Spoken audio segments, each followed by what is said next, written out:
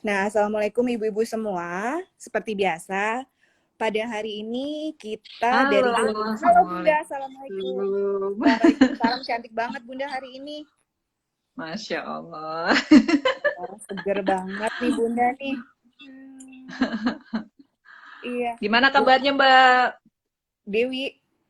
Ya, Mbak Dewi. Alhamdulillah baik Bunda. Bunda baik juga. Alhamdulillah baik. Alhamdulillah. Yang penting sehat semua ya Bun ya. Iya, sehat. Alhamdulillah. Iya, sama ibu-ibu nih, ibu-ibu di rumah juga sehat-sehat terus ya Bu. Nah, Bunda. Amin. Amin. Nah, Bunda, hari ini nih kita Ya. kebetulan di Mini Kids ini kita tuh ada agenda mingguan tentang parenting. Dan parentingnya itu kita lakukan secara live di Instagram karena kan memang sekarang kita masih walaupun sudah new normal tapi tetap kita harus tetap di rumah ya Bun ya, biar tetap sehat. Betul. Iya, tapi biarpun di rumah kita tetap nggak berhenti untuk menimba ilmu, terutama ilmu tentang parenting ya Bun. Betul. Kan Iya. kalau mungkin sebelum COVID ini, ibu-ibu kalau Sabtu Minggu pada jalan-jalan gitu kan. Mm, iya. Tapi mungkin setelah new normal ini ya bisa nggak hanya jalan-jalan, mungkin nanti bisa juga lebih banyak live di internet ya dengan adanya new normal Betul. ini. Betul. Jadi kita juga dapat ilmu parenting juga kan ya Bun, tanpa harus Mm-mm. keluar, tanpa harus Nah, bersosialisasi secara fisik, tapi kita juga dapat mm-mm. ilmunya kan sosialisasi via online seperti ini ya Bun ya. Betul. Iya. Oke. Oke Bunda, sambil nunggu yang lain nih kita bahas aja langsung Mm-mm. nggak apa-apa ya Bunda ya. Boleh, boleh. Kan ini tadinya kan kita temanya ini mengenai finding the new me ya Bun ya. Bukan finding Iya. Nemo, tapi finding the new me. Iya. Aku enggak ini biar agak nggak terlalu terang nih. Oke, Ya, ya. Nah, cukup ya. ya cukup. Sebenarnya apa sih Bun finding the new me itu Bunda? Hmm. Ya, jadi kalau saya ini kan, aku ini udah melewati fase-fase ibu-ibu muda, udah jauh gitu kan. Jadi eh, bisa ngerasain juga sebenarnya ya, ketika dulunya misalnya pertama kali menikah, kemudian punya anak, anak masih kecil, mungkin banyak nih yang sekarang ini ibu-ibu muda kan mengalami hal yang sama ya. Mungkin di mana-mana ibu-ibu gitu sih ya. Saya juga ngelihat sekarang ini ponakan-ponakan saya yang jadi ibu-ibu muda gitu ya. Saya lihat Iya betul. juga gitu ya.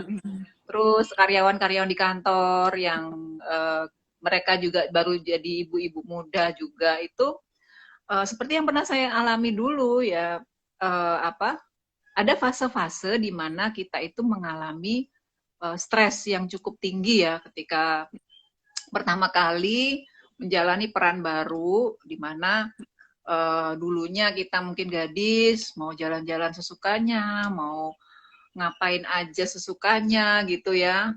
Terus mau nyalon, terus tetap penampilannya keren gitu ya. Tapi sekarang ternyata mungkin dengan adanya peran baru sebagai istri maupun sebagai ibu, tiba-tiba banyak hal yang harus diadaptasi gitu ya.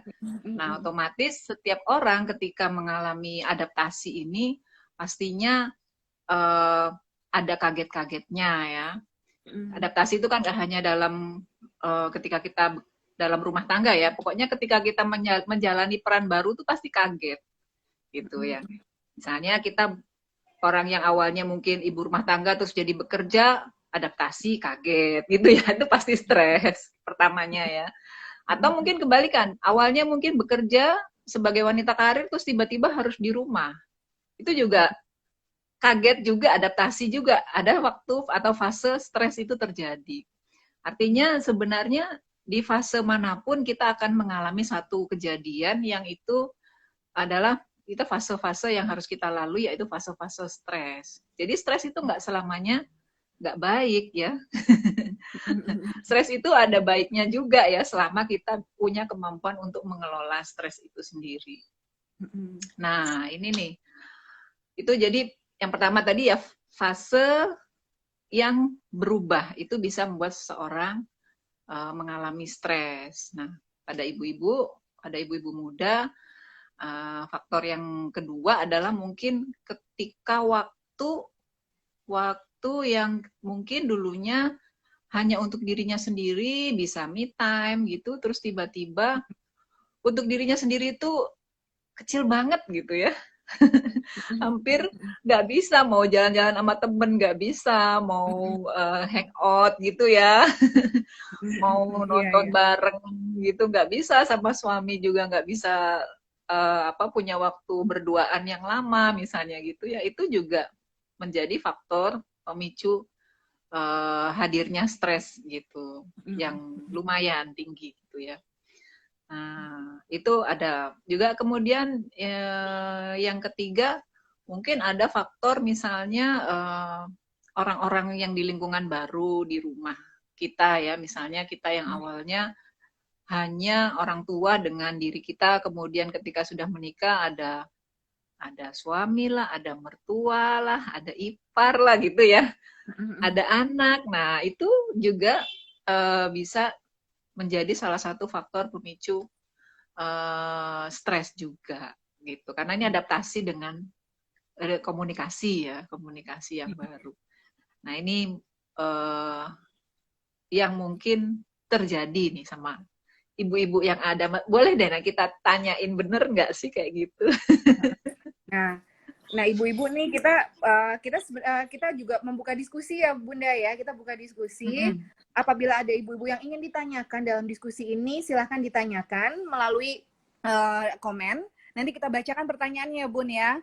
Dan Iya, kita juga memberikan hadiah buku Bunda nih, buku yang aku kemarin sudah lihat tuh kayaknya bermanfaat banget buat ibu-ibu dalam menanggulangi stres dalam diri sendiri. Jadi buat ibu-ibu yang ingin bertanya, nanti Bunda Sofi akan kasih hadiah berupa buku dari Mini Kids dan Bunda Sofi ya, Bun. Siap, Ya, siap. oke. Jadi jangan ragu untuk bertanya. Oke?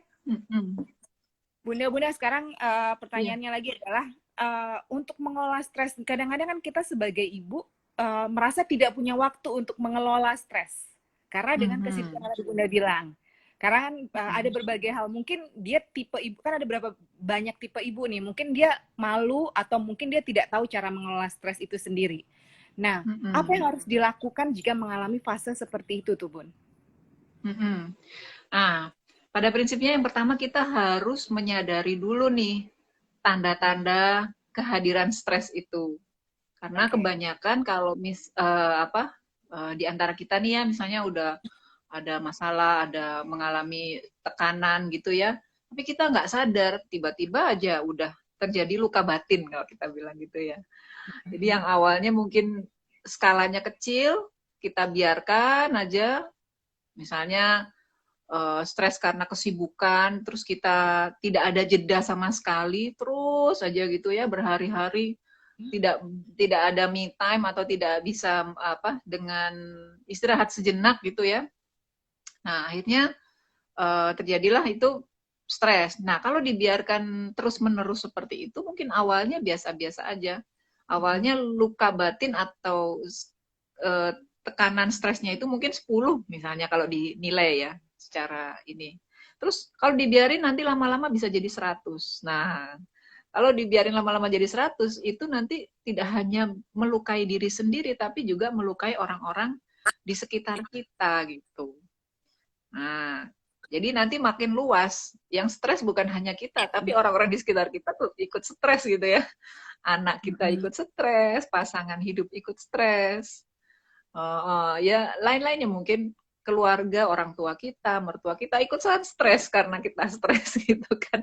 Karena itu ada efeknya gitu. Nah, makanya sedini mungkin pertama langkah yang dilakukan adalah menyadari dulu, oh ini nih kayaknya saya kok gampang emosi ya akhir-akhir ini ya, atau kayak beberapa hari ini kok mudah marah sih. Nah, itu yang perlu, yang langkah pertamanya harus menyadari dulu gitu.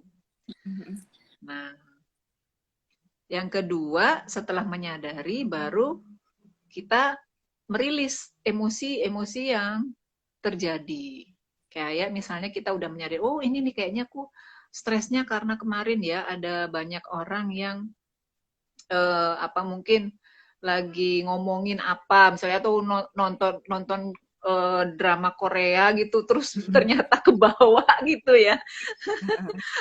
Nah itu kan eh oh ternyata stresnya bukan karena ini, ternyata karena waktu nonton drama Korea itu tuh Oh, itu perlu dirilis gitu kan. oh. Niatnya menghibur diri ya, Bun.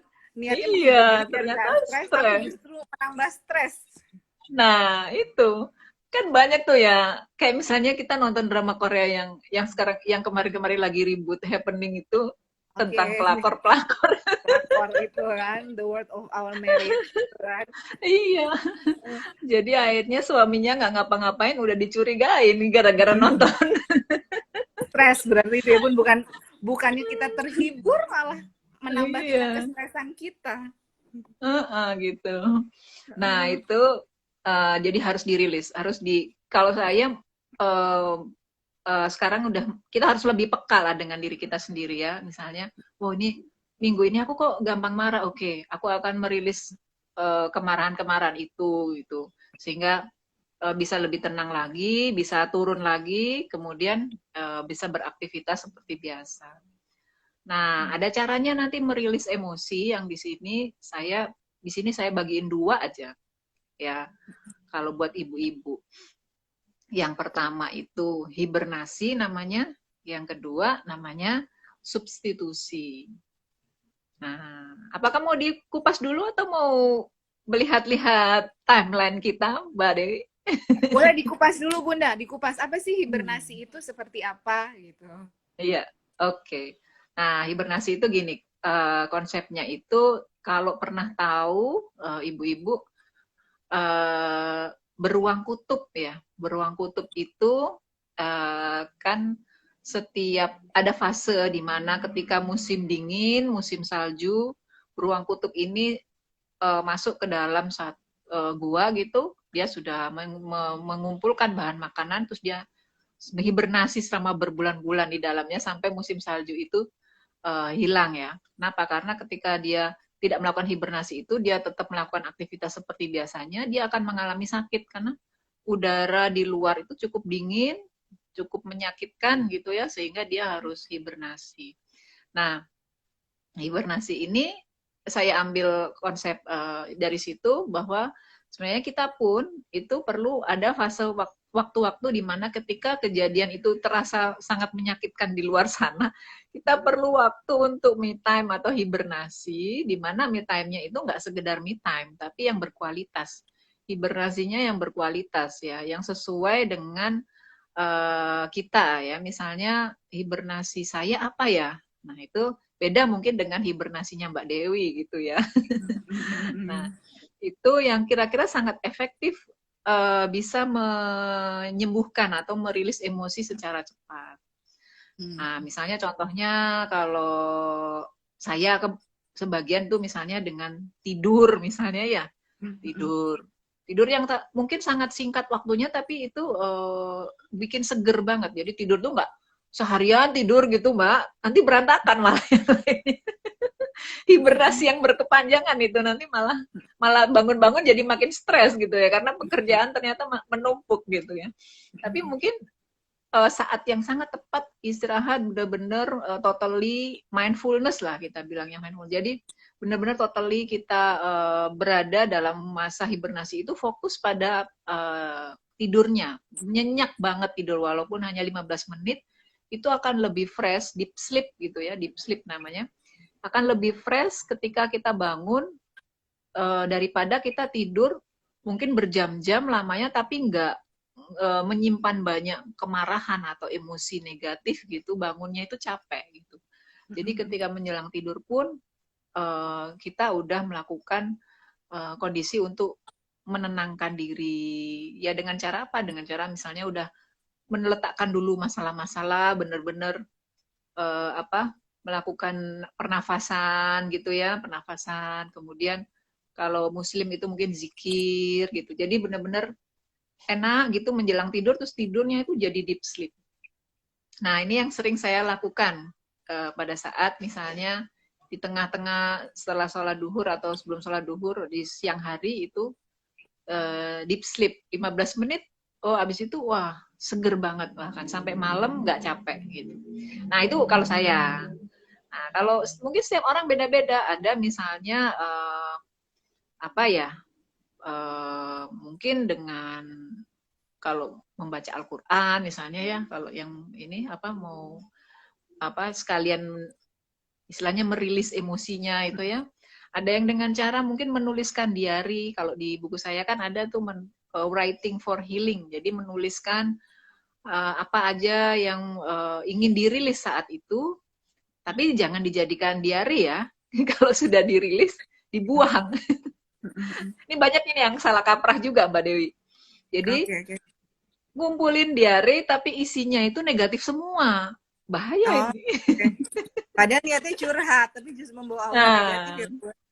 Iya, jadi kalau writing for healing itu nulis, curhat semuanya, hal yang negatif apa, tapi habis itu dibuang, jangan disimpan gitu ya. Supaya bukan dikumpulin. Nah, kalau dikumpulin nanti suatu saat dibaca-baca lagi, waduh, stres. Stresnya numpul ya. Gitu. Nah, macam-macam cara untuk hibernasi ya. Yang pasti kita bisa tahu sendiri bahwa ini efektif buat kita. Nah, kemudian yang kedua setelah selain hibernasi adalah substitusi, saya bilang menggantikan. Menggantikan artinya, menggantikan itu adalah ketika kita mungkin dulu sebelum punya anak, waktu belum sangat sibuk, mungkin spa apa pijit, memijit diri sendiri itu ada yang mijitin gitu ya, kalau spa itu ya, salon itu tuh nyaman banget, itu bisa bikin kita rilis gitu ya, bisa tenang gitu. Terus tiba-tiba ketika kondisi crowded kayak gini nggak bisa melakukan itu. Nah saya bikin substitusi aja, apa ya, mijitin bayinya gitu ya. Kan itu juga substitusi ya, tapi happy gitu dengan dengan perlakuan itu ya. Jadi kita cari substitusinya, mijitin pasangan gitu ya. Seolah-olah kitanya yang lagi dipijit. Itu iya, jadi itu sesuatu yang substitusi yang menyenangkan, yang bisa kita merilis emosi negatif. Nanti balasannya apa? Mungkin balasannya energinya dari orang yang kita servis itu ya, misalnya bayinya jadi happy, jadi seneng, terus kita juga merasakan kelembutannya gitu ya, sehingga itu stresnya kita hilang karena itu gitu. Jadi itu substitusi. Kita cari aja kira-kira ada kegiatan-kegiatan yang itu apa sebagai pengganti kegiatan yang menyenangkan di masa lalu yang nggak bisa kita lakukan di saat ini gitu. Bisa misalnya kalau anaknya udah besar, main bareng, misalnya sambil cuci baju gitu kan, anaknya diajak main semprot-semprotan gitu kan, itu juga substitusi gitu. Stress releasing ya Bu, berarti ya. Iya. Yes. Bunda, ini udah banyak banget pertanyaan ternyata, Bun. Iya. Kita bacakan satu-satu ya, Bun ya. Boleh. Oke, yang pertama ini dari Ibu Indah Nusantari, Instagramnya. Pertanyaannya adalah, Bun, anak-anak itu bisa stres nggak sih?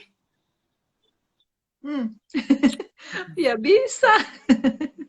Apalagi kalau ibunya stres, menular. Kan stres itu menular ya, Bun ya? Iya, betul. Bahkan sejak dalam kandungan. Ya, energi kita ini, kan kita ini sebenarnya DNA-nya satu. Terus habis itu terbelah gitu ya. Misalnya di dalam diri anak ada DNA kita. Itu energinya kuat banget. Kalau ibunya stres, anaknya biasanya juga mengalami hal yang sama gitu kan.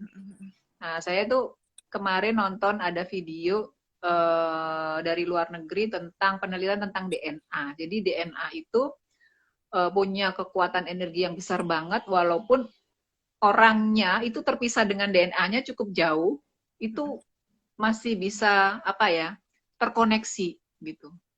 Nah, contoh penelitiannya tuh kayak gini nih. Jadi ada seorang wanita diteliti, dia suruh mengeluarkan ludahnya ya di gelas gitu. Kemudian itu ada unsur DNA-nya disambungkan dengan EEG, mesin EEG. Kemudian EEG-nya kan istilahnya yang buat jantung tuh loh, pendeteksi jantung yang kayak grafik gitu kan. Nah itu kemudian si wanita ini di ruangan yang berbeda dari tempat itu diberi respon-respon emosi negatif. Nah, pada saat itu emosinya keluar, itu mesin EEG-nya itu, wah, grafiknya tinggi banget gitu.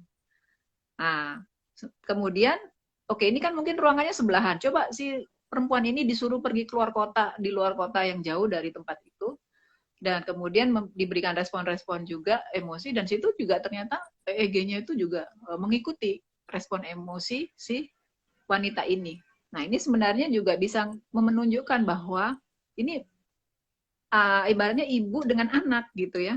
Di dalam tubuh anak itu ada kita gitu kan. Artinya ketika kita mengalami sesuatu itu kuat banget bisa ke anak juga gitu. Makanya mungkin salah satu ibu kalau kita stres kita juga harus ingat anak kita. Kasihan ya anak kita kalau misalnya kita stresnya dia kasihan gitu. Nah, cepet-cepet dirilis tuh, cepet-cepet happy gitu ya. Dinikmati, disyukuri semuanya, sehingga kita bisa kembali lagi, ceria lagi, tenang lagi, dan anak kita jadi juga tenang gitu. Oke, Bunda, nih ada lagi pertanyaan dari Arsya Kids Store. Bunda tanya dong, bagaimana sih cara mengatur waktu yang baik biar tidak stres sebagai ibu pekerja yang tanpa asisten nih, Bun? Karena kan itu sesuatu yang kita nggak bisa hindari ya, Bun ya. Bekerja tanpa asisten, harus ngurus anak. Apalagi kalau ditambah yang namanya perempuan, ada satu waktu dalam sebulan itu yang hormonnya memicu stres. Aku sendiri begitu, Bun. Kadang-kadang kalau udah keluar hormon itu tiap sebulan sekali, semua orang rumah pasti tahu deh. Itu gimana tuh, Bun? Oke. Udah ditandai ya? Udah ditandai setiap tanggal segini jangan ganggu Bunda. Nah, iya, jangan deket-deket sama Bunda ya, gitu. Jangan deket-deket kalau nggak mau dimakan, gitu. Iya. Itu gimana tuh, Bun? Jadi kalau membagi waktu, memang ini ya, ada beberapa cara untuk membagi waktu yang efektif ya. Yang pasti yang pertama, kita harus kreatif mungkin ya, kreatif, kira-kira mengerjakan apa dengan apa sehingga itu bisa dengan sekaligus tercipta ya, terjadi gitu ya. Misalnya kalau saya banyak tuh yang misalnya saya kerjakan itu berbarengan ya. Mungkin sebenarnya wanita itu multitasking loh. Dia bisa ngepel sambil masak, sambil gendong bayi, sambil gitu ya, sambil apa aja gitu kan. Jadi pertama itu, jadi kita bisa melakukan, coba untuk merangkai beberapa kegiatan yang itu bisa sekaligus bersamaan dilakukan. Pada saat masak kita mungkin menunggu masakan itu matang, kita bisa mengerjakan apa gitu ya. Nah itu bersamaan gitu ya, biasanya gitu. Kemudian dan itu benar-benar direncanakan. Kadang-kadang itu kalau itu terjadi begitu saja, tidak direncanakan, bahkan bakalan melakukan pekerjaan itu bersamaan, ya itulah yang mungkin agak membuang waktu. Nah, kita karena nggak punya planning untuk merencanakan secara bersamaan, gitu. Nah, kemudian yang kedua adalah bekerjanya dipercepat gitu ya, dipercepat. Saya misalnya nih, ini contoh sederhana yang memasak nih. Memasak, kalau mungkin memasak yang santai-santai itu, misalnya kita lagi bikin kangkung gitu. Kita kan metiknya satu gitu ya. Nah, kalau saya udah langsung semuanya langsung potong krak gitu. Itu kan lebih cepat. Nah, saya tuh soalnya pernah nyoba kegiatan pekerjaan rumah yang saya buat lebih cepat. Kemudian saya bandingkan dengan teman saya tanya, kalau masak kayak gini kamu makan waktu berapa lama? 2 jam. 2 jam. Aku masak gini cuman nggak sampai 20 menit lah gitu. Kok bisa? Ya iya, mungkin coba deh kita bandingkan gitu. Jadi pernah eksperimen kayak gitu. Terus, oh ternyata dia masaknya itu bener-bener satu persatu gitu. Sementara yang saya lakukan itu langsung ambil jurus cepet gitu ya, yang penting jadinya enak. Kayak gitu. Nah, terus kemudian yang ketiga bisa dengan menggunakan alat bantu. Ya, jadi alat bantu, misalnya alat bantu itu saya orang yang suka dengan dunia elektronik ya, dengan IT gitu ya. Jadi kalau di rumah nyari kait apa alat pel yang paling cepat nih bisa ngerjain rumah ini dengan alat pel apa ya gitu. Sering tuh, oh ini alat pel ini nih bisa cepet nih, yang bisa langsung disemprot dari alatnya ini gitu. Jadi nggak perlu ember, nggak perlu apa kayak gitu-gitu. Jadi saya cari perlengkapan yang itu bisa membuat waktu saya bekerja lebih pendek daripada apa yang seharusnya gitu. Nah, itu mungkin sih cara-cara diantaranya tips-tipsnya memanajemen waktu. Karena saya juga punya bisnis, juga waktu. Tapi kalau sekarang anak-anak udah gede ya, jadi punya me time-nya banyak. Kalau dulu itu kan itu semuanya kayak gitu full ya, jadi anak, pasangan, bisnis gitu. Jadi itu benar-benar bisa ngerasain ya ibu-ibu muda yang sekarang gimana rasanya ketika semua itu harus dikerjakan sendirian dengan tanpa asisten, dan itu bisa nggak buat kita stres gitu. Oke. Baik Bunda nih, ada pertanyaan berikutnya Bun. Dari Mam Yulio Octavia 23. Cara yang bisa dilakukan untuk tidak terlalu stres jika biasanya kerja sementara sekarang harus urus anak di rumah sembari kerja. Ini gimana nih Bun? Karena kan memang semasa kita di rumah ini kan kita harus melakukan benar-benar multitasking tadi ya Bun. Harus bekerja, tapi harus juga di rumah sebagai seorang ibu. Terlebih ketika kita tiba-tiba pekerjaan kita yang tadinya bisa dilanjutkan tiba-tiba tidak bisa lagi. Itu gimana Bun untuk biar menanggulangi rasa stres itu? Ini maksudnya ibu yang masih bekerja kemudian harus membagi waktu, atau mungkin dia sudah akhirnya nggak bekerja karena anak di rumah, karena harus mengurus anak. Oke, yang pertama mungkin yang dia harus bekerja tapi tiba-tiba dirumahkan misalnya nih Bun, aku baca itu kan berarti kan stresnya secara tekanan batin juga harus menghadapi sesuatu yang baru tadi ya Bun ya? Iya, betul. Oke, jadi kalau misalnya kita mengalami stres itu tadi yang pertama memang kita harus menyadari bahwa itu memang ada dan dibuat itu wajar. Jadi jangan terlalu khawatir atau takut dengan perasaan stres itu sendiri ya. Karena kadang-kadang orang, aduh kok aku kok stres ya, wah jangan-jangan nanti aku gini nih, jangan-jangan aku gini. Nah itu malah jadi double stresnya gitu. Jadi ya, jadi dimaklumi aja kalau misalnya, oh iya ya, aku sekarang kan lagi fase adaptasi nih, berganti peran, dengan situasi baru. Nah itu diawali dengan itu dulu. Kemudian setelah itu sudah rilis emosinya, udah dibuat tenang, baru kita mulai mikir, sekarang aku harus cari pekerjaan atau kegiatan apa ya yang kira-kira itu produktif juga di rumah gitu. Yang itu kira-kira mungkin bisa menggantikan pekerjaan yang lama yang ada di kantor. Misalnya kan sekarang tuh banyak ya ibu-ibu jadi reseller ya, Mbak Dewi ya. Dia reseller, nah jualan produk baju-baju bayi. Betul. Iya, nah itu kan sebenarnya. Iya.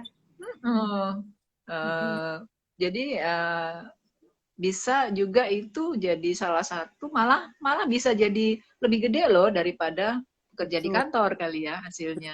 Karena saya juga gitu dulunya. Waktu saya bekerja di kantor, kemudian saya harus di rumah karena permintaan suami, dan akhirnya saya menemukan bahwa ternyata di rumah lumayan penghasilannya jadi jauh lebih besar daripada bekerja di kantor waktu itu gitu. Nah, saya juga menemukan bakat saya akhirnya waktu itu bahwa nulis buku. Jadi waktu itu awalnya waktu ikut bekerja di kantor saya nggak nulis buku, tapi ketika mulai menemukan, saya kayaknya lebih fokus di rumah aja nulis buku. Akhirnya saya nulis buku dan sekarang jadi jauh sangat lebih produktif ya. Mungkin sampai sekarang ini ada lebih dari 100 buku, saya nulis buku ya. Jadi wah kayaknya lebih asik nih waktunya, bisa sambil sambil ini ya, sambil jalan gitu, sambil mengerjakan hal-hal yang lain gitu. Nah, itu juga mungkin ada hikmahnya justru dengan Betul. itu. Jadi blessing in disguise ya Bu ya, ada berkah Iya. yang kalau kita menyikapinya dengan hal positif, insya Allah juga menghasilkan sesuatu yang positif ya Bu ya. Betul, betul. Di Jadi rumah, uh, apa kita ambil hikmahnya, betul. pasti ada hikmahnya. Kita mendapatkan berada di posisi sekarang ini. Betul. Nah, untuk berdagang tadi terutama kita coba di Min ini juga nggak hanya masalah dagang Bu, tapi kita juga diajarkan untuk gimana cara menghasilkan lebih produktif lagi. Artinya kan ada Oh, ilmu yang didapat ya Bun ya. iya betul, betul. Udah gitu Jadi, waktunya bisa kita atur sendiri kan, Mbak nah, Dewi ya. betul betul Bunda. Ya, Bunda ada pertanyaan lagi nih dari Ya, Nitandika. Bunda, gimana caranya mengontrol stres bila punya anak ABK yang notabene istirahat juga kurang? Begitu Bunda. iya, Gimana tuh Bun? iya, iya. Saya juga menyadari kalau banyak teman-teman saya juga yang gitu ya, punya anak ABK yang itu memang membutuhkan waktu yang sangat luar biasa, kesabaran yang luar biasa, dan sebenarnya mungkin saya yakin itu Tuhan tidak akan menitipkan anak yang ya setiap orang tua itu dititipin anak yang itu pasti sesuai dengan kemampuan orang tuanya gitu ya. Jadi kalau misalnya kita dititipin anak ABK, berarti Tuhan sebenarnya percaya bahwa kita punya kekuatan dan kemampuan untuk mendapatkan titipan itu gitu. Nah, kalau masalah waktu ya, waktu tetap kalau misalnya kita ini nggak hanya untuk yang ABK ya, saya juga kan waktu kalau konseling banyak juga teman-teman yang kadang bukan hanya dari anak ya, pasangan misalnya ujiannya misalnya pasangannya itu ternyata mengalami sakit yang dia harus merawat full time, bahkan terhadap anak pun mungkin dia harus berbagi waktu benar, jangankan dengan diri sendiri ya, dengan anak pun harus berbagi waktu karena pasangannya ini benar-benar harus dirawat sama dia. Nah itu tuh itu sama ya, mungkin kejadiannya tidak bisa me time benar-benar gitu ya, karena harus merawat yang lebih intens.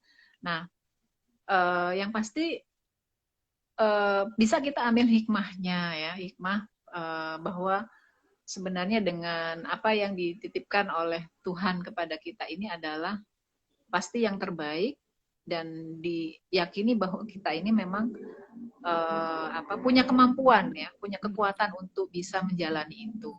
Nah, baru kemudian yang kedua, tetap harus kita sebagai orang yang merawat, jangan sampai kita itu sakit atau stres, terus akhirnya kita malah nggak bisa ngerawat orang yang kita sayangi gitu kan. Jadi yang baik adalah tetap kita harus sesempat-sempatnya menyediakan diri untuk diri kita sendiri di saat ya istilahnya curi waktu ya, curi waktu yang kira-kira kita bisa dengan waktu yang sangat singkat kita bisa benar-benar melakukan hibernasi gitu. Dan itu sesuai dengan masing-masing orang gayanya untuk melakukan hibernasi itu. Oke, siap-siap. Oke, Bunda nih ada lagi. Bunda mau dong tips up buat kita yang akan menjalani fase baru sebagai ibu supaya tidak kaget nantinya. Jadi kayaknya Mbak Via Fahra ini baru mau akan menjalani fase rumah tangga dan menjadi ibu. Nah, biar nggak kaget tiba-tiba fasenya berubah dari yang gadis tadi terus menjadi seorang ibu, apa nih tipsnya, Bun? Aduh, jangan mengharapkan nggak kaget, pasti kaget lah. Semua kaget ya, Bun, jadi normal ya. Semua pasti kaget. Nah, biar kagetnya nggak maksimal, Bun. Iya, nggak maksimal atau nggak lama gitu ya. Kagetnya sedikit, sebentar aja gitu. Ya, sama sebenarnya kayak kita pas fase COVID tiba-tiba datang menyerang ya. Kan kita tuh kaget semua tuh. Jadi itu bisa kerasa banget ya kagetnya. Yang karyawan mungkin takut khawatir dipecat, yang mungkin kita yang ibu-ibu yang biasanya suka me time jalan-jalan happy terus tiba-tiba nggak bisa kemana-mana gitu ya, Betul, betul, itu betul. kan kaget ya. Jadi yang pertama pasti kagetnya dinikmati dulu aja. Jadi nangis-nangis ya nangis-nangis aja gitu, jangan ditahan gitu ya. Kalau misalnya jangan dipendem, jangan ditahan gitu ya. Tapi juga jangan di blow up, jangan dikeluarin habis-habisan juga kan, kasihan orang-orang di sekitar kita ya. Tapi kita rilis gitu. Rilisnya itu tadi bisa dengan cara menulis ya, pada saat kejadian-kejadian kita pada fase di mana kita mengalami stres itu, kita merilis emosi kita dengan menulis, dengan mungkin mencari kegiatan atau aktivitas sosial atau aktivitas komunitas yang itu bisa misalnya ketemu di antara sesama ibu-ibu yang mungkin mengalami hal yang sama gitu ya, bisa saling sharing. Tapi ingat, sharingnya ini sharing positif ya, jangan gibah. Terkebablasan. Iya, kebablasan. Malah nanti yang digibahin suami sendiri. Waduh, jangan ya. Jadi kebablasan. Iya, jadi mungkin curhatnya curhat positif. Artinya curhatnya itu benar-benar kita mencari solusi, benar-benar kita sharing hal-hal yang mungkin bisa dilakukan untuk mengatasi stres kita. Nah, itu sangat efektif tuh buat persiapan nih ya. Oh iya, ada satu lagi. Buat yang persiapan itu adalah ini nih, perlu banyak belajar tentang parenting sebelum nikah. Tentang pernikahan, tentang parenting. Nah, itu bisa mengurangi stres ya pada saat sudah menikah nanti, karena udah siap nih, nanti bakalan bertemu dengan mertua yang seperti ini. Oh, nanti bakalan ketemu sama ipar yang seperti ini. Oh iya ya, ternyata pasangan hidup kita yang mungkin awalnya itu tidak begitu kenal, begitu terus ternyata harus serumah berhari-hari, akhirnya ketahuan semuanya ya, mulai dari A sampai Z. Kalau kata suami saya, dari A sampai Z termasuk K. Apa? K itu kentut. Termasuk kentutnya ketahuan gitu kan. Nah, itu tuh kan akan kaget juga kan. Nah, oke, udah siap karena saya udah mempersiapkan diri beradaptasi dengan apapun yang akan terjadi gitu. Itu mungkin. Jadi buat yang belum nikah kayaknya memang harus banyak belajar sih ilmu parenting sama tentang pernikahan ya. Gitu. Nah, Bun, ini kan ada beberapa ada beberapa ibu yang tidak memiliki pilihan untuk bisa merilis stresnya, mungkin karena kondisi keadaannya kah, ataukah ada keadaan tertentu yang memang dia tidak bisa merilis, yang akhirnya dia harus menerimanya. Itu gimana tuh, Bun? Iya, jadi kita nggak akan pernah bisa menerima kalau nggak merilis dulu. Prinsipnya gitu. Kayak misalnya gini, kita stres nih, terus ada temen yang bilang, udah kamu terima aja semuanya, udah kejadian, udah terima aja.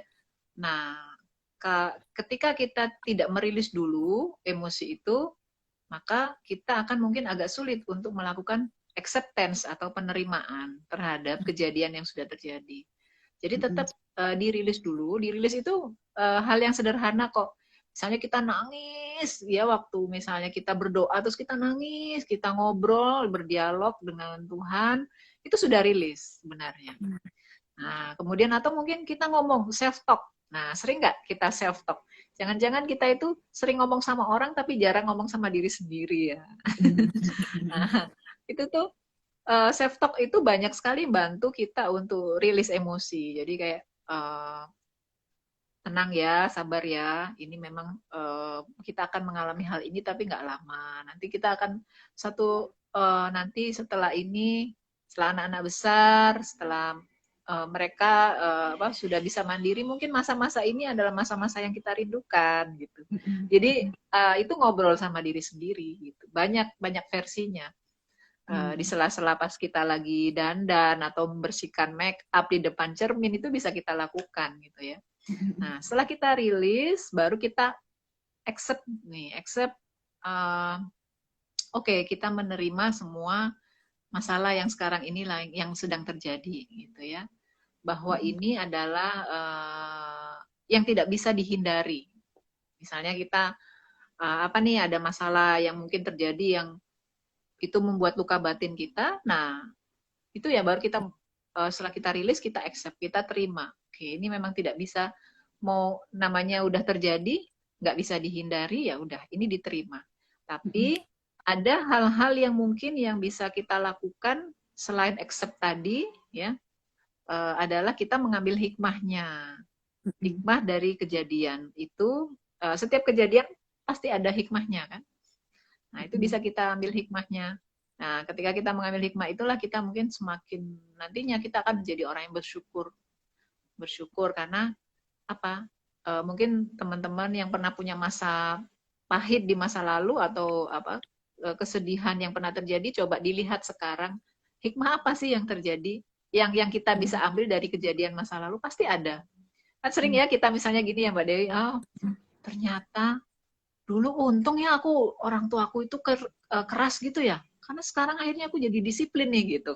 Coba dulu orang tua aku nggak keras gitu. Nah, kan itu kan sebenarnya hikmah ya.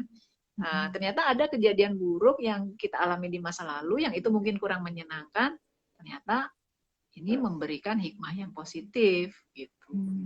Bahkan ada nih ceritanya ibu-ibu yang ngomong sama saya, Mbak Dewi, gara-gara suamiku tuh cerewet banget soal makanan ya, sampai akhirnya ketika sekarang ini aku jadi jago masak dan aku jadi jago bisa jualan nih, jadi bisnis kuliner gara-gara suaminya waktu pertama kali menikah, aduh ya Allah, nangis-nangis dia setiap kali masak itu, nggak pernah dimakan sama suaminya, dia katain nggak enak lah apa gitu ya. Nah, tapi ternyata hikmahnya sekarang jadi bisnis gitu. Nah, itu hikmah dari kalau kita mengalami kejadian yang tidak enak, bisa suatu saat pasti itu bisa jadi sesuatu yang positif. Nah, hikmah sama dengan reframing, ya betul, ini ada nih. Hikmah sama dengan reframing nggak ya? Ya sama ya, kira-kira seperti itu. Tapi hikmah itu mungkin bisa juga mengambil sesuatu yang kalau reframing kan mungkin ada juga yang belum kejadian ya. Tapi kalau hikmah ini misalnya gini, berkait dengan kompetensi juga itu bisa jadi hikmah. Itu tadi yang saya sampaikan, ibu-ibu yang tadi contohnya ya, saya gara-gara suamiku cerewet makanan, akhirnya sekarang saya punya skill, kompetensi untuk jago masak. Nah, itu bisa jadi hikmah. Ya. Jadi mirip-mirip lah sama reframing, tapi tidak sepenuhnya sama. Gitu, Mbak Dewi. Baik, ini ada lagi nih Bu. Mungkin terkait rilis tadi ya, kan rilis sebenarnya setiap orang itu butuh teman cerita nggak sih Bun untuk meminimalisir stres dari Kikan Kids Shop nih Bu, terkait sama rilis yang tadi kita bicarakan ya Bun? Iya. Gimana Bun? Apakah harus sharing ke orang atau gimana untuk meminimalisirnya? Kalau saya ada macam-macam orang ya jenisnya, ada yang suka sharing sama orang, ada yang mungkin dia cukup dengan dirinya sendiri, dia sudah bisa rilis, atau mungkin dia berdialog dengan Tuhan, itu juga sudah rilis. Nah, boleh memilih berbagai macam mediasi ya, jadi antara kita dengan diri kita sendiri, atau dengan Tuhan, atau dengan orang lain. Nah, tetapi bahkan bisa dengan tanaman, nah bisa dengan hewan misalnya. Nah, makanya saya juga ada nih program ekoterapi di tempat Kampung Hening itu adalah merilis emosi dengan tanaman. Jadi kita menanam pohon, terus kita ngajak ngobrol dia, kadang kita curhat sama dia, kita mendoakan dia, itu adalah rilis emosi gitu ya. Nah, tapi memang ada sebagian, kebanyakan ibu-ibu ini suka dengan sesama temennya ya curhat. Nah, cuman hati-hati aja kalau kita curhat dengan sesama teman itu. Pertama, jangan sampai itu menjadi gibah atau menjadi gosip gitu ya. Curhat terus ternyata nanti itu temennya nggak amanah, terus diceritain kemana-mana misalnya gitu ya. Nah, itu berhati-hati memilih kita curhat kepada siapa. Kemudian yang kedua, curhat yang sebaiknya memang harus memberikan solusi, bukan sekedar melepaskan emosi negatif. Karena kalau kita melepas emosi negatif ke teman, kasihan loh temennya jadi tempat sampah. Ikutan stres juga nanti. Iya, nanti jadi stres gitu. Jadi benar-benar kalau curhat sama teman, gimana ya solusinya gitu. Terus nggak usah panjang-panjang sampai semuanya diceritain sampai detail karena kasihan tadi temennya bisa jadi setelah itu menjadi negatif gara-gara kita curhatin terlalu banyak gitu ya. Gitu. Jadi uh, gitu. Harapannya pokoknya gimana caranya dapat solusi gitu. Gimana kalau ya kalau misalnya lebih bagus lagi dibagi-bagilah curhatnya itu nggak hanya teman, bagi kepada tanaman, kepada hewan peliharaan, kepada Tuhan, kepada diri sendiri. Nah itu bisa lebih enak tuh, banyak channel. Oke. Nah, Bun, terkait dengan finding the new me tadi nih, gimana sih kita bisa menggali diri kita yang baru, yang lebih fresh dari sebelumnya yang mungkin terpuruk karena stres-stres itu tadi tuh, Bun? Maksudnya apa hal baru yang mesti kita lakukan? Nah, ya.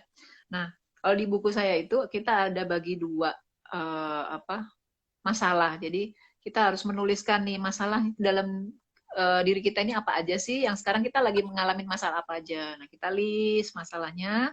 Kemudian dari list masalah itu kita bagi nih menjadi dua. Masalah mana yang bisa kita ubah, atau masalah emosi mana yang bisa kita selesaikan, mana yang tidak bisa, gitu ya. Kan ada misalnya, oh ya, contoh misalnya ya, saya itu punya luka batin karena mendapatkan perlakuan dari orang tua di masa lalu. Itu kan nggak bisa dirubah ya, karena udah kejadian gitu ya. Nah, kemudian saya punya masalah juga, misalnya apa? Saya itu khawatir nanti ke depannya karena kondisi perekonomian suami, misalnya bermasalah dalam perekonomian kondisi sekarang, nanti anak saya sekolah gimana ya? Nah, itu jadi stres kan? Nah, itu kita pilih tuh, oh berarti ini sebenarnya kekhawatiran masa depan yang ini bisa kita ubah nih, kita bisa upayakan gitu. Jadi ada masalah itu yang nggak bisa dirubah, ada masalah yang masih bisa diperjuangkan untuk dirubah. Gitu. Nah, itu kita pilah-pilah. Kalau yang tidak bisa dirubah, yaitu kita memang harus accept, terus diterima, merilis, mengambil hikmah di situ posisinya. Tapi ketika, oh ini masalah yang masih bisa kita selesaikan. Misalnya apa? Misalnya ada lagi contoh yang bisa kita selesaikan atau kita rubah. Misalnya apa? Oh bermasalah sama mertua nih. Wah mertua saya itu ya Allah galak banget, ngomel terus. Pokoknya nggak pernah cocok sama saya misalnya. Nih misalnya gitu ya ceritanya. Nah itu bisa diklasifikasikan adalah sebuah masalah yang bisa diupayakan untuk diubah. Nah, supaya kita nggak stres, kita pilah-pilah ini masalah yang nggak bisa dirubah, di-accept, diambil hikmahnya. Kalau yang bisa diubah, nah itu yang bisa membuat kita the new me. Bisa membuat kita orang yang baru. Kenapa? Mungkin waktu dengan mertua yang marah, yang bawel ini misalnya, yang galak ini misalnya, karena kita cara meresponnya membuat dia makin galak gitu ya. Tapi kalau kita meresponnya dengan oh kita coba deh the new me dari aku akan merespon mertua yang galak ini dengan sepenuh hati, kebaikanku yang akan kukeluarkan semuanya gitu. Semua jurus kebaikan akan kukeluarkan. Gimana sih respon mertua? Nah, itu berarti the new me. Berarti kita melakukan sesuatu yang baru. Respon yang baru terhadap masalah yang sama. Intinya gitu, Mbak Dewi. Oke, jadi adalah gimana cara kita merespon masalah itu ya Bun ya, itulah disebut yang the new me itu ya. Betul. Oke. Iya. Terus Bun, kalau misalnya ini kan artinya ketika ada masalah, apakah kita perlu untuk Jadi apa ya, merepresentasikan masalah kita kepada orang lain. Artinya nggak hanya curhat, tapi nih saya ada masalah gini-gini, tolong gini-gini. Artinya ada perjanjian khusus nih, misalnya dengan keluarga. Apakah itu perlu ataukah memang ya udah kita aja yang rilis sendiri, kita yang curhat sendiri atau gimana, Bun? Iya, ya pasti kalau kita mau menjadi orang yang baru, kalau saya pakai prinsip aktivasi 3 energi. Nah, aktivasi 3 energi. Apa itu 3 energi? Energi pertama energi dari Tuhan, 2 energi dari alam, yang ketiga energi dari manusia. Kita aktivasi nih 3-tiganya. Artinya kalau kita punya masalah, kita gimana caranya memaksimalkan atau mengaktifasi hubungan kita dengan Tuhan. Kemudian yang kedua, mengaktifasi hubungan kita dengan semesta, dengan alam. Kenapa ini saya masukkan? Karena seringkali nih kita masih cuma 2 nih yang kita aktivasi biasanya, kalau nggak sama Tuhan, sama manusia. Yang sama alam tuh jarang kita aktivasi. Padahal tuh sebenarnya punya kekuatan energi yang gede juga. Nah ini ada alam. Nah manusia ya itu pasti. Jadi misalnya kalau tadi yang disampaikan sama Mbak Dewi ceritanya, apakah kita harus ngomongin sama semua orang ya untuk supaya kita jadi lebih baik, atau hanya kita aja yang memperbaiki diri?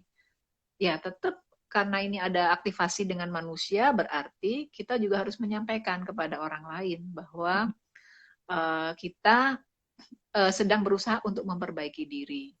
Nah, jadi orang lain pun juga sudah melihat atau mempersiapkan diri untuk, oh ini ternyata sekarang jadi lebih baik ya, gitu. Tolong kuatkan saya, misalnya kita ngomong gitu aja udah orang lain sudah sinyal kan ke orang lain, tolong kuatkan saya, tolong ingetin saya kalau saya marah, ingetin ya supaya saya jadi tidak berlebihan untuk marahnya gitu misalnya. Bisa juga dengan cara mungkin kita nggak ngomong-ngomong, kita tunjukin aja bahwa kita sudah berubah, cara mensikapi kita terhadap apa yang orang lain lakukan itu sebenarnya sudah jadi orang, ternyata sekarang udah gini ya gitu, udah berubah ya. Itu kalau kita lakukan secara konsisten akan merubah orang-orang di sekitar kita juga. Oke.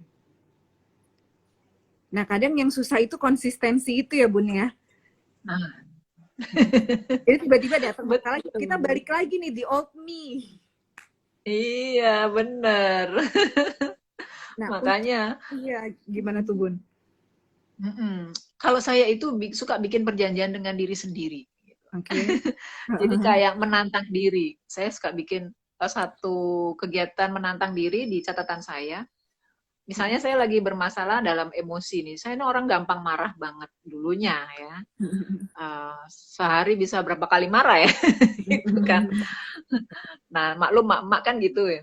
Nah, nah ketika itu saya menyadari nggak boleh nih. Kalau saya gampang marah seperti ini, kasihan orang-orang di sekitar saya. Nah, maka akhirnya saya bikin program menantang diri. 7 hari berturut-turut tidak marah, misalnya.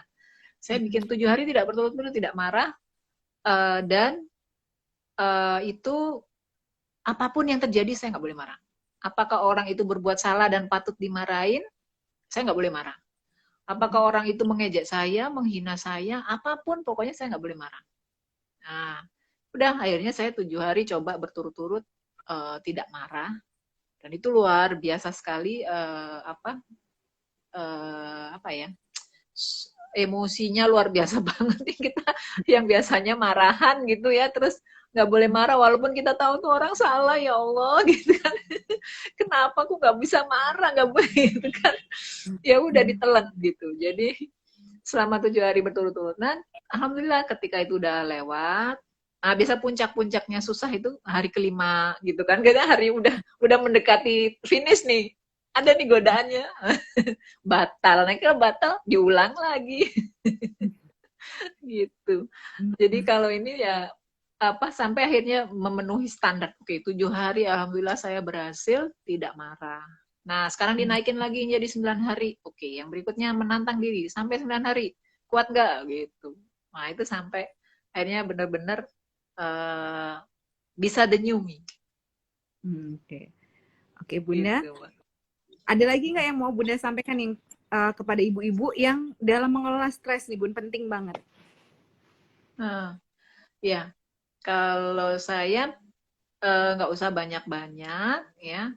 Yang pasti tadi urut-urutannya, pertama sadari kalau ada stres, apa itu, kemudian sudah didefinisikan stresnya apa, dirilis. Ya, dirilis emosinya dengan banyak cara ya, mungkin cara dengan uh, pakai gunakan 3 aktivasi itu, dengan Tuhan, dengan manusia, dengan alam gitu ya. Nah, dari situ kita bisa milih yang mana nih gitu ya.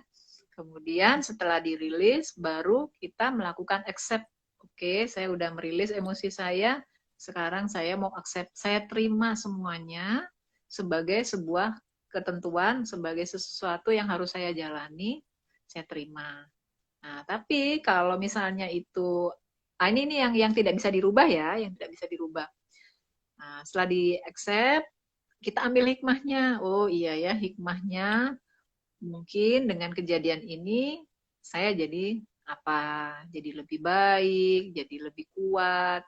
Kedepannya saya akan seperti apa gitu ya. Nah itu diambil hikmahnya. Kemudian disyukuri. Oh iya, apa yang sudah saya dapatkan ini sebenarnya jauh lebih baik loh dari orang lain. Apa? Misalnya yang lebih baiknya. Oh ya saya sekarang masih sempurna, masih sehat, masih apa. Nah, itu kita bisa syukuri juga. Nah, itu baru kemudian nanti ada kejadian apa hal-hal yang bisa kita rubah nih. Ternyata dari situ, oh ya nih ada hal-hal yang bisa kita rubah. Yang itu mungkin bisa mengubah kejadian-kejadian yang lalu ini jadi lebih sekarangnya nanti kedepannya akan jadi lebih baik. Nah, itu yang kita ambil. Nah, kita action untuk menjadi seorang denyumi dengan menantang diri tadi, self control gitu. Menantang diri melakukan sesuatu yang baru terhadap hal-hal yang bisa kita ubah. Gitu mungkin, Mbak. Insya Allah bisa mempengaruhi orang lain juga ya Bun ya, dengan urutan-urutan tadi ya Bun ya. Ya, amin. Mudah-mudahan cukup ini ya, apa dipahami. Gitu. Cukup Bun, saya paham banget. Juga bisa memberikan insight baru nih Bun, ilmu dari Bunda. Alhamdulillah. Nah, Ya. Alhamdulillah, makanya buat ibu-ibu nih, mam semua yang menyimak pembicaraan ini dari jam 1 tadi ya Bun ya. Kalau pengen mendapatkan hadiah buku dari Bunda Sofi dan juga dari Minimi, judulnya apa Bun? Mohon maaf. The New Me. Judul bukunya The New Me. Setelah acara ini di capture, lalu memberikan komentar yang dimention ke Instagram Minimi dan juga Instagram Bunda Sofi ya. @bunda@sofi_beatrix ya Bun. Iya. Iya, jadi buat mam semua yang pengen mendapatkan buku dari Minimi dan Bunda Sofi, capture dan share. Apa sih yang didapatkan dari pembicaraan hari ini? Webinar parenting hari ini tentang The New Me ini. Apa insight yang Bunda dapatkan? Dan yang paling bagus, nanti kita akan dapatkan bukunya ya Bun ya, kita akan kirimkan. Iya. Siap. Baik Bunda, terima kasih atas waktunya, terima kasih atas sharingnya yang pasti berguna buat saya dan juga buat mams semua nih Bun. Insya Allah kita ketemu lagi dengan tema yang berbeda ya Bun ya. Insya Allah ya. Siap Mbak Dewi. Siap. Sekali lagi terima kasih ibu-ibu semua, Bunda Sofi. Ya, terima kasih yang ibu-ibu yang udah menyaksikan. Iya. Sama-sama Bunda. Terima kasih Bunda. Assalamualaikum warahmatullahi wabarakatuh. Waalaikumsalam warahmatullahi wabarakatuh.